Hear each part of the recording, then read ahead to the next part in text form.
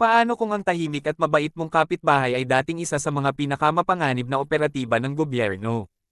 Isang lalaking iniwan na ang mundo ng karahasan at piniling mamuhay ng simple. Ngunit nang makita niyang inaapi ang mga inosente, napilitan siyang balikan ang kanyang madilim na nakaraan.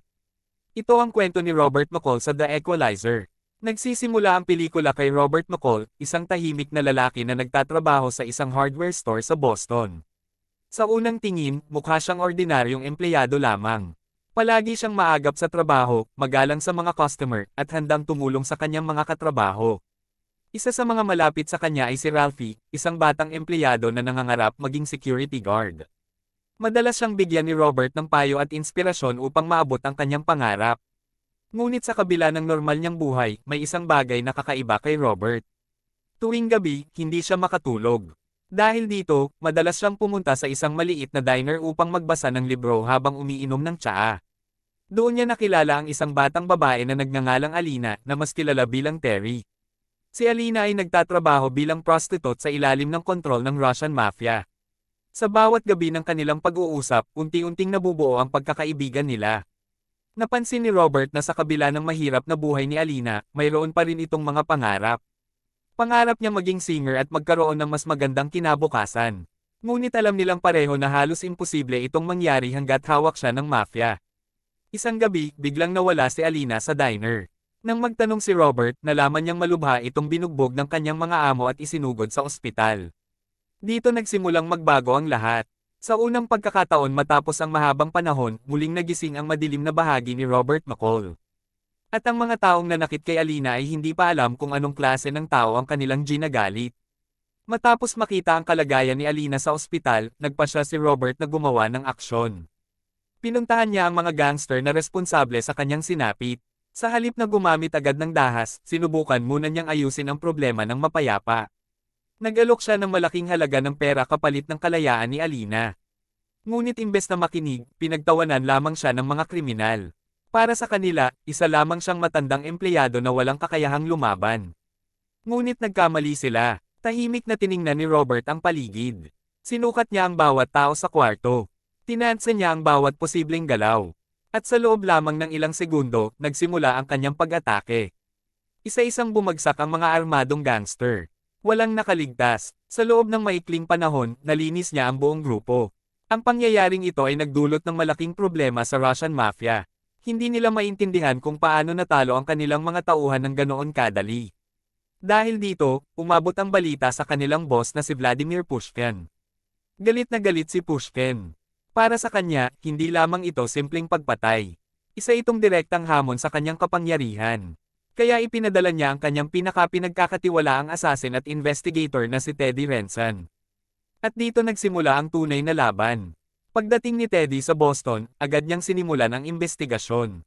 Hindi siya ordinaryong kriminal. Matalino siya, malamig mag-isip, at walang konsensya. Habang sinusundan niya ang mga ebidensya, mas lalo siyang nalilito. Parang multo ang kanyang hinahanap. Walang record, walang bakas, walang malinaw na pagkakakilanlan. Samantala, patuloy namang ginagamit ni Robert ang kanyang kakayahan upang tulungan ang ibang tao. Tinulungan niya ang isang matandang empleyado na ninanakawan ng mga pulis. Tinulungan niya rin ang kanyang katrabahong si Ralphie upang maabot ang pangarap nitong maging security guard. Ngunit habang mas marami siyang natutulungang tao, mas lumalalim naman ang kanyang gyera laban sa mafia. Unti-unting napagtanto ni Teddy na ang kanyang kalaban ay hindi pangkaraniwang tao. Nalaman niya na si Robert ay dating miyembro ng isang lihim na operasyon ng gobyerno. Isang operatibang sinanay upang gawin ang mga trabahong hindi kayang gawin ng ordinaryong sundalo. Dito nagsimulang matakot maging ang mga tauhan ni Teddy. Dahil habang sinusubukan nilang hanapin si Robert, sila naman ang isa-isang nawawala. At sa bawat pag-atake nila, mas lalo lamang nilang napapatunayan na hindi nila kayang talunin ang taong tinatawag nilang multo. Ngunit hindi pa rito nagtatapos ang lahat. Dahil naghahanda na si Teddy para sa kanilang huling komprontasyon. Matapos ang serye ng mga pag-atake, nagpasya si Teddy na direktang sugurin si Robert. Ngunit si Robert ay may sarili ring plano. Pinili niya ang hardware store bilang lugar ng kanilang huling labanan. Isang lugar na kabisado niya ng husto. At isang lugar na puno ng mga bagay na maaari niyang gawing sandata. Nang dumating ang mga tauhan ni Teddy, isa-isa silang bumagsak. Ginamit ni Robert ang kanyang talino, karanasan, at kaalaman sa kapaligiran upang talunin ang bawat kalaban. Habang tumatagal ang laban, lalong nagiging malinaw na wala silang pag-asang manalo. Sa huli, naiwan na lamang si Teddy. Nagkaroon sila ng matinding komprontasyon. Pareho silang bihasa sa pakikipaglaban. Ngunit mas maraming karanasan si Robert. At sa huli, nanag siya. Matapos talunin si Teddy, hindi pa rin siya tumigil. Naglakbay siya upang personal na harapin si Vladimir Pushkin. Sa isang maikling ngunit makapangyarihang eksena, tuluyan niyang winakasan ang leader ng Russian Mafia at ang buong organisasyon nito. Sa pagtatapos ng pelikula, makikita nating nakabalik si Alina sa normal na buhay. Si Ralphie naman ay natupad ang kanyang pangarap. At si Robert, sa halip na bumalik sa tahimik na pamumuhay, pinili niyang gamitin ang kanyang kakayahan upang tulungan ang iba. Gumawa siya ng online profile kung saan maaaring lumapit ang mga taong nangangailangan ng tulong.